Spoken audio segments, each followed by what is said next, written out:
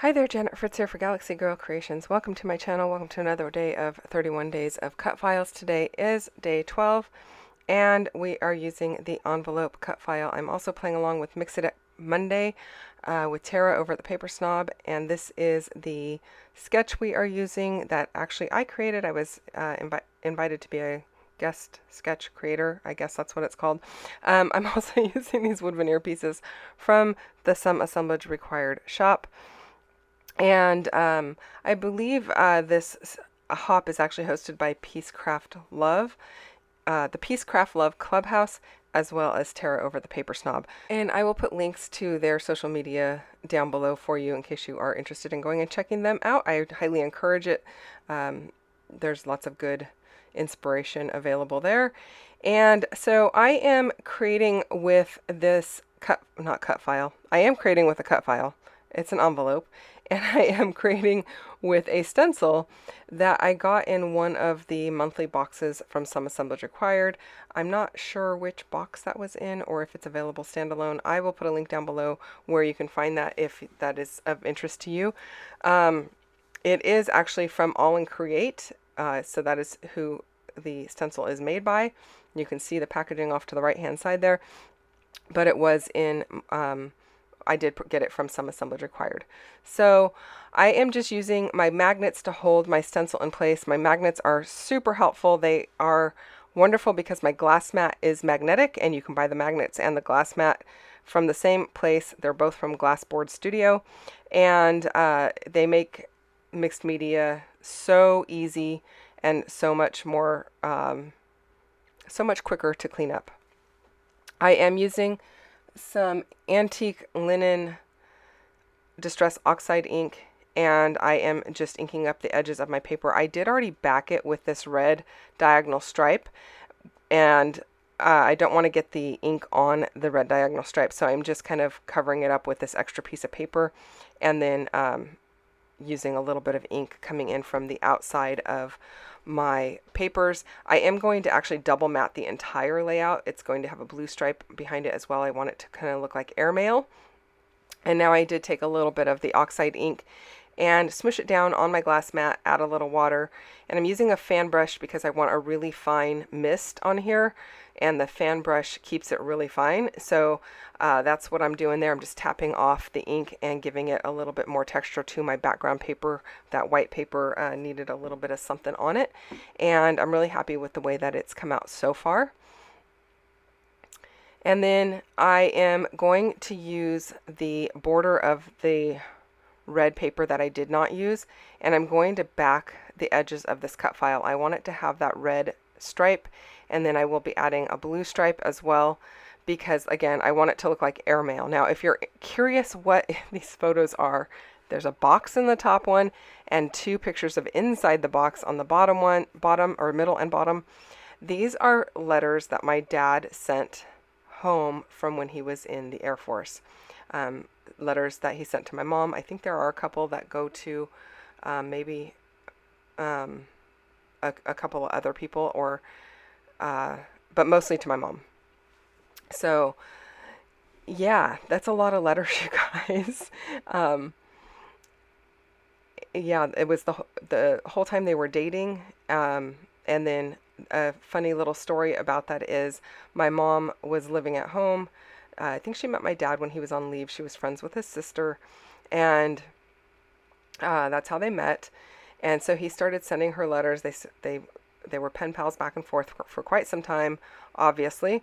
But one day the mailman came to her front door and said, "I just need to meet the person who is getting all of these letters," because, you know, in the military, they don't all come at one time. They would kind of stack up, and then she'd get a whole bundle at one time. And so the mailman was delivering at least once a week, but sometimes he was delivering multiple letters at one time. And so he wanted to meet her, and yeah, it's pretty cool. So we found this box. I know my mom knew it was in the garage, but as we were cleaning out some of the stuff in her garage, we came across this box, and I was like, okay, I've never actually seen this box. I've heard about it for my entire life, but I've never actually seen it. And so it was very overwhelming to like look at it and go, oh my gosh, that's a lot. That's more than I had imagined. But you know, I have not gone through and read any of them. Don't feel like that's my place at this point in my life. You know, but I thought it was just a testament of my dad and my mom's love for each other. There was also some video in here. I don't even know how to get that video transferred because it's on a kind of a weird tape. It's not anything that I've seen before. I think maybe my husband might have a clue in on how to do that. But there was some video in there as well that might be worth pulling and seeing if I can get it moved over to like a digital format of some sort. Okay, so now that just inspired me to use this Air Force type wood veneer from MK's shop. I didn't really think I had a use for much of the wood veneer for her military stuff because my dad's the only one in my family that I have any stories to tell about the military, and I didn't really think I had that many to tell until I came across this box. So I was like, I'm going to go ahead and use this, and I think I really love this piece that says love. Now, my dad was not an airman. He was in the Air Force, but he was more on the MP side of things, not in the air, and so more like the military police type of stuff. But yeah, I just thought I would go ahead and use that one that has the airman in it that says love, just because my title is actually going to be Love from Afar, and I thought that was the perfect piece for this. Now I'm using some white gesso, heavy white gesso, to ink up or to alter these wood pieces, which kind of gave me a grayish look on these pieces because these pieces are made out of a darker wood than what you might be used to for a wood veneer on a scrapbook page, but she's got quite a bit of this darker wood. I can't remember what it's called. She's got quite a bit of it in her shop, and I think it's really beautiful. So I went ahead and decided to go ahead and use that and lighten it up with that gesso, but then there were some parts that were not white enough for me, and I did get a little bit extra inside this boot than I wanted, and so as I realized I got more inside the larger open spaces on this one, I did go back with an acrylic brown pen, acrylic ink pen that is from Thule Art, and I'll put a link down below for the Thule Art pens if that's something of interest to you. But same color of brown, and I went over it really lightly just to kind of smudge out some of the white that was on there. And I'm doing the same here so that you can definitely read the words around the outer edge of this token. And I'm liking how that's looking. And then I am going to go over it with my white Arteza gel pen, and I think I'm using the 1.0 pen at this point, just to go over it. But I do end up switching to a white chalk pen, which gives me even better white coverage to go around the outsides. And I don't go over everything with it. I just want to go over the outsides. But you can see the white pen is definitely helping. And then the chalk pen definitely helps as well. So because the wood is so dark and the acrylic kind of wants to soak in just a bit, I do have to go over it a couple of times, and that's why I chose two different pens to go over it, just to make sure I was getting really good coverage.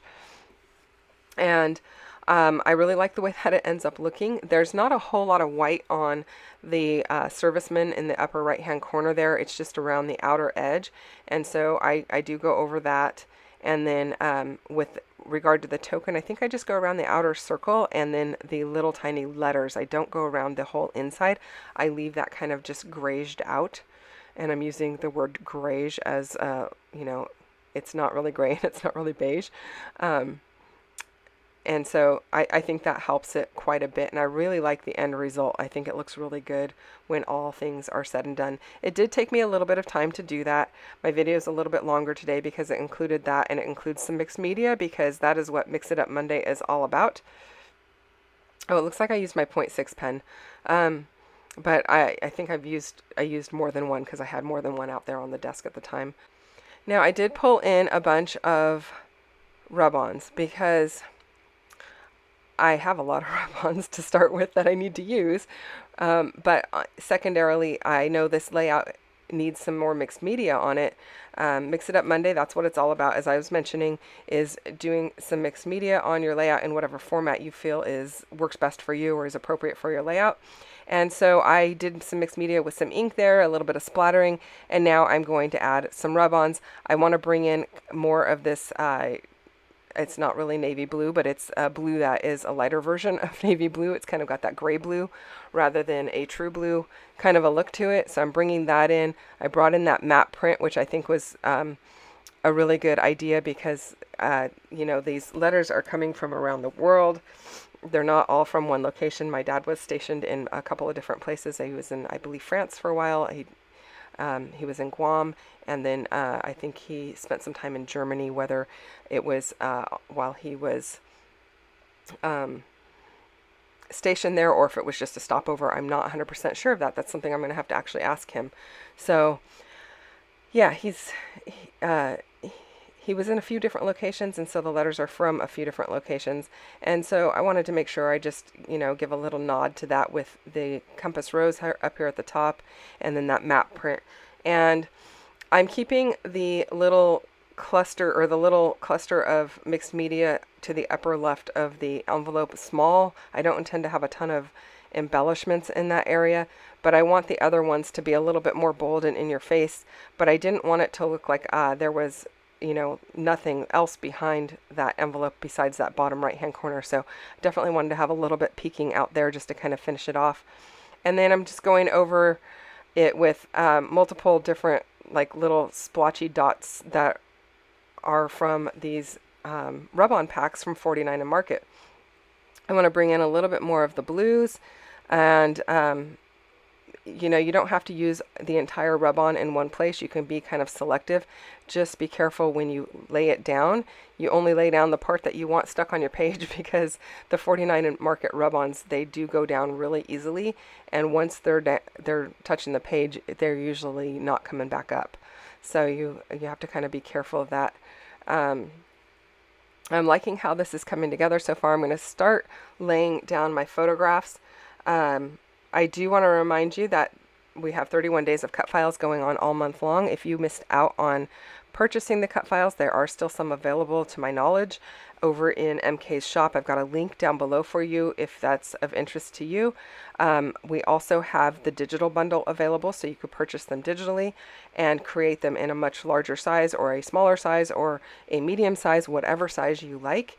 And MK and I have been doing lives throughout the month over on the 31 Days of Cut Files Facebook group, showing you using them in a different size than what they came with in the physical bundle. So you can go and check that out also. The link for the Facebook group is down below. So here's where I go back over this with the chalk marker. I want to make sure that gel from the Arteza pen was all dry.